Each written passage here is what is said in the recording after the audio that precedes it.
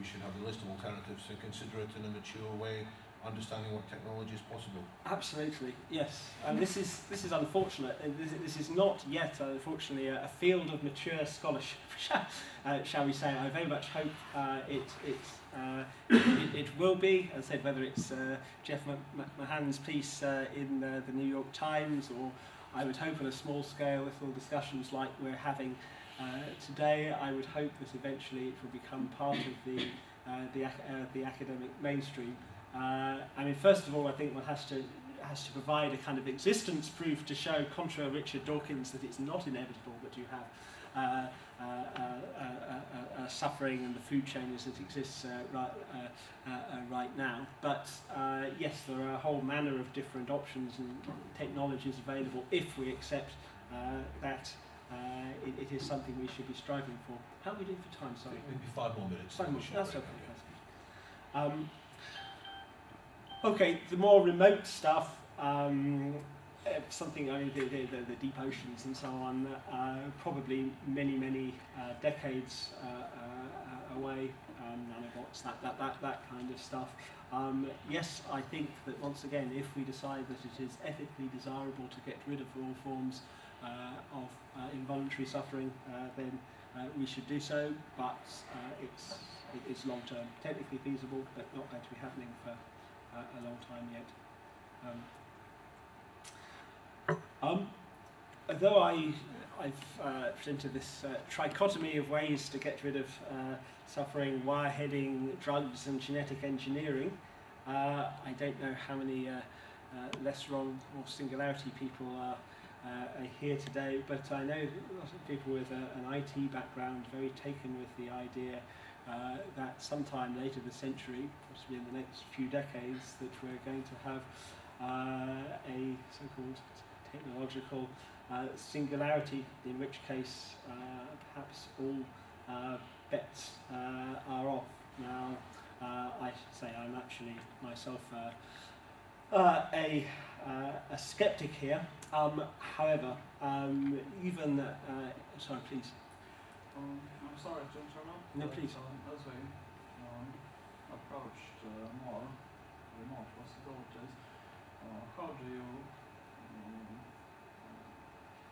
what are your viewpoints on mind uploading as a possible way of extremely effective elimination of suffering, as the mind becomes literally editable, and we can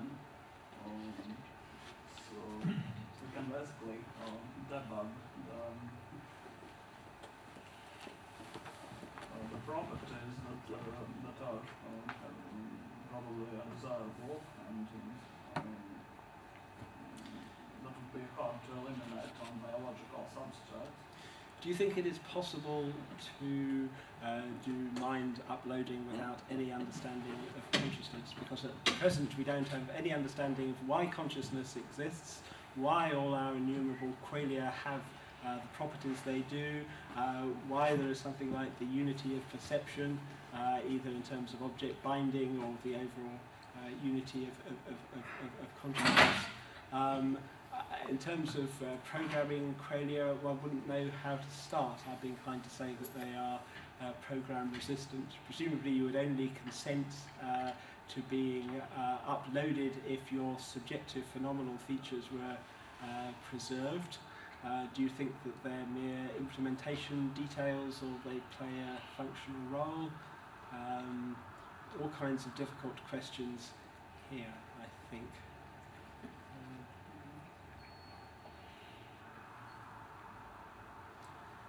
Which it's a big question. A big question. Actually, yeah. The speaker next time is going to address some of these issues, so I'll say something about that in a minute. Yes. So, but even if, as I said, even if something like this is feasible, then there is the question of the fate of the meat world.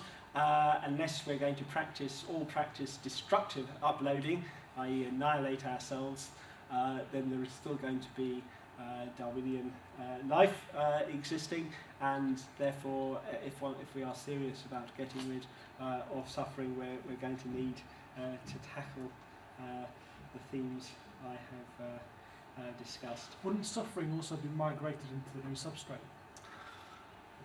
Well, see, I'm probably a minority amongst transhumanists in that I don't think a classical digital computer with a von Neumann architecture is ever going to be conscious. So I don't think that this is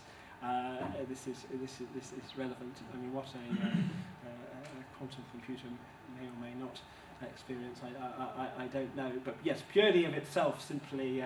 This may be a bit irrelevant to the main parts of discussion, but could you sketch briefly your main points on why do you think digital computing would not be able to achieve phenomenal consciousness? We're going to have to. Yeah. That is, as I see it, you are implying that there is something about consciousness that is not Turing computable. Is that so? I think one of the reasons that organic robots have been so successful is that we are capable of real-time simulations of patterns in the mind-independent environment, and critical to running these simulations is the unity of consciousness, to be able to bind particular features into particular objects and have a unitary experiential field. And I cannot see how a digital computer is capable of solving the binding problem. And if one thinks in terms of organic robots like us, one has very kind of slow in one sense neurons, only about 100 stages, and nonetheless somehow we are capable of this real-time computation which generates what appears to be the mind-independent macroscopic environment of chairs, tables and objects.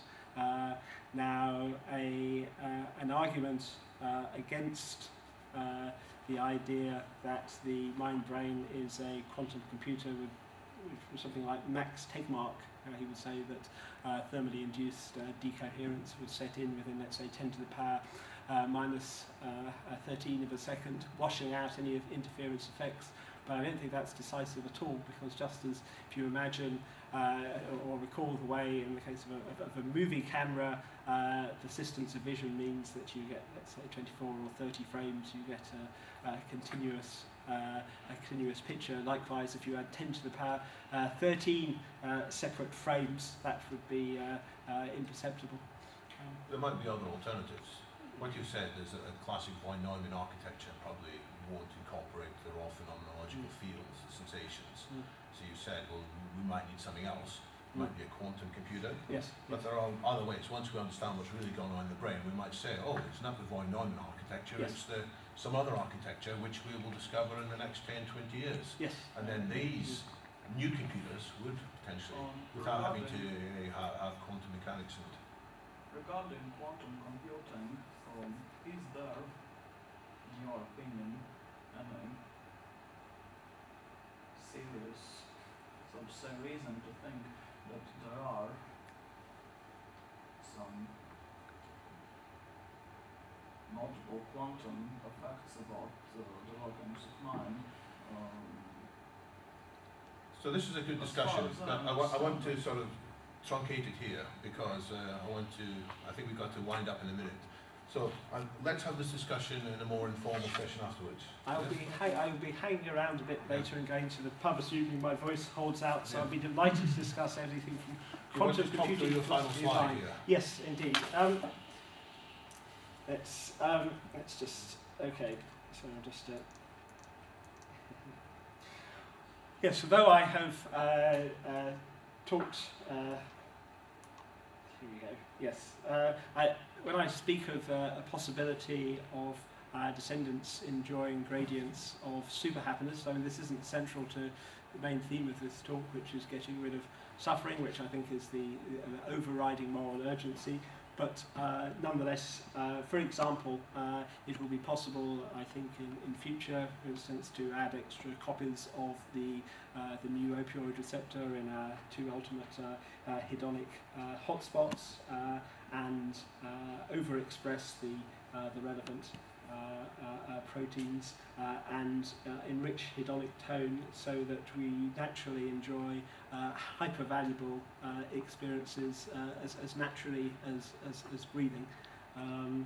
Now, I don't think it's purely a progress of life in the universe is purely a matter of enriching hedonic tone, but nonetheless, in some sense, it is the basis of value. If you think of your kind of peak experiences in your life, what if it were possible to capture their molecular substrate and then amplify it 1,000-fold and eventually turn it into the backdrop of everyday experience? I think it's quite possible that post-humans will enjoy naturally hyper-valuable experiences. But that is rather speculative, not that amongst transhumanists I ought to apologise for being speculative. Okay, if you're interested in that particular theme, superhappiness.com, I've discussed it in a little more depth. Being a philosopher, I haven't talked much about action, it's distinct from philosophise attitude. But the organisation with an explicit commitment to the well-being of all sentience, not just as some quasi-religious Buddhist goal, but yes, as a scientifically viable option is Humanity Plus, and I'm going to ask David perhaps just to say a little bit more. Thank you. Thanks very much, David.